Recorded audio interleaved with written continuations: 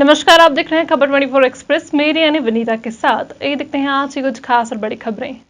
साल 1969 में एक फिल्म आई थी, नाम था जादूगर, जिसमें अमिताभ बच्चन मुख्य किरदार में थे और उस जमाने के मशहूर विलेन अमरीश पुरी भी मुख्य किरदार में थे।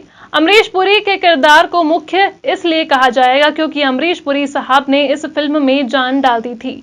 वो भले ही विलेन के रोल में थे, लेकिन अमिताभ बच्चन के ऊपर भारी थे। खैर, हम इस फिल्म की ही नहीं बल्कि फिल्म में दिखाई गई कहानी के बारे में बात कर रहे हैं। फिल्म आज के ही नहीं बल्कि दशकों से चली आ रही अंधभक्ति के ऊपर थी। आज हम एक ऐसी ही अंधभक्ति के बारे में बात करने जा रहे हैं। हम बताने जा रहे हैं लोग भक्ति के आगे किस तरह मूर्ख बन जाते हैं और ढोंगियों के आगे नतमस्तक हो जाते हैं। आप सबने सत्य साईं का नाम जरूर सुना होगा। वही सत्य साईं जिसने खुद को शिरडी के साईं बाबा का अवतार बताया था। सत्य साईं के करोड़ों अनुयायी रहे हैं, जिनमें मंत्री, बड़े बड़े नौकरशाह, यहाँ तक कि क्रिकेट के भगवान कहे जाने वाले सचिन तेंदुलकर तक सत्य साईं के चरणों में नतमस्तक रहे हैं। समय समय पर सत्य साईं की सच्चाई लोगों के सामने आती रही, लेकिन लोगों की आस्था में कोई कमी नहीं आई, बल्कि भक्तों की संख्या में इजाफा होता रहा। बाबा पर लोगों के सामने जादू टोना कर बेवकूफ बनाने से लेकर यौन उत्पीड़न के आरोप लगे, लेकिन एक भी आरोप सिद्ध नहीं हो पाया। कई देश बाबा के खिलाफ हो गए, लेकिन अंधश्रद्धा के आगे वो सभी केस कहीं दबे रह गए।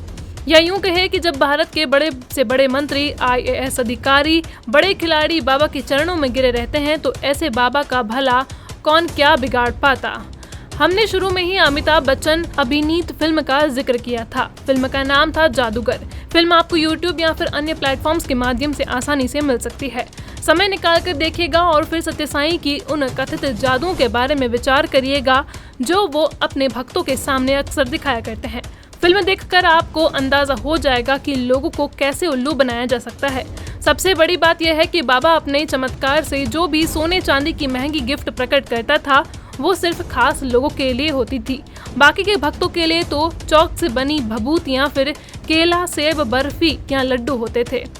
1978 में बाबा पर BBC ने एक डॉक्यूमेंट्री बनाई थी, जिसमें उस पर आरोप लगाया था कि वो जादू टोना करके हाथ से भभूत निकालता है, वो चीजों को प्रकट करके भक्तों को देता है। जादूगर फिल्म भी बाबा के जादू के ऊपर ही बनी थी। जुलाई 2001 में स्वीडन के एक व्यक्ति ने बाबा पर यौन उत्पीड़न का आरोप लगाया। उस दौरान कई देशों के सांसद बाबा के खिलाफ एकजुट हो गए थे। इसके अलावा कई भक्तों ने बाबा पर आरोप लगाया था कि वे युवतियों का यौन शोषण करता है। उन आरोपों के बाद साईं के ट्रस्ट ने स्वीडन में स्कूल व संस्था दोनों बंद कर दिए थे। 1970 में एक ब्रिटिश लेखक टॉल ब्रॉक ने सत्य साईं बाबा को सेक्स का भूखा भेड़िया करार दिया था। उसके खिलाफ विदेश में कई केस भी दर्ज किए गए थे। 2004 में मार्क रोच नाम के एक भक्त ने बाबा पर आरोप लगाया था कि वो 1969 में उसका उत्पीड़न कर रहा था। 2006 में अमेरिका के एक अखबार में बाबा के खिलाफ लेख छपा, जिसमें कहा गया कि बाबा कोई चमत्कार नहीं करता, वो सिर्फ जादू के माध्यम से लोगों को सम्मोहित करता है। विदेशों की बात तो दूर, कई भारतीय टीवी चैनलों ने भी बाबा की सभाओं की तस्वीरें अलग अलग एंगल से लेकर उन पर जादू के माध्यम से भक्तों को बेवकूफ बनाने के आरोपों से भरी खबरें चलाई। इस पूरे अंतराल में चाहे वो BBC हो या फिर स्वीडन के सांसद और या फिर भारतीय चैनल, कोई भी भक्तों की अटूट आस्था को डगमगा नहीं सका। खास बात यह है कि बाबा पर कोई भी आरोप किसी कोर्ट में सिद्ध नहीं हुआ। भक्तों की संख्या लगातार बढ़ती गई। भारत, नेपाल, श्रीलंका से लेकर अमेरिका, जापान तक भारत के भक्त आज उसकी आत्मा की शांति के लिए प्रार्थनाएं कर रहे हैं। खैर, यह कहानी केवल सत्य साईं की ही नहीं बल्कि आशाराम, रामपाल, राम रहीम जैसे अनेकों साधु संतों और उनके कथित मूर्ख भक्तों की है। ब्यूरो रिपोर्ट, खबर 24 एक्सप्रेस। ये खबर आपको कैसी लगी, अपनी राय जरूर दें। इस खबर से संबंधित यदि कोई शिकायत है या सुझाव है तो जरूर बताएं। अगर आप YouTube पर हमारी खबरें देख रहे हैं तो खबरों को लाइक करना, शेयर करना व हमारे चैनल को सब्सक्राइब करना न भूलें।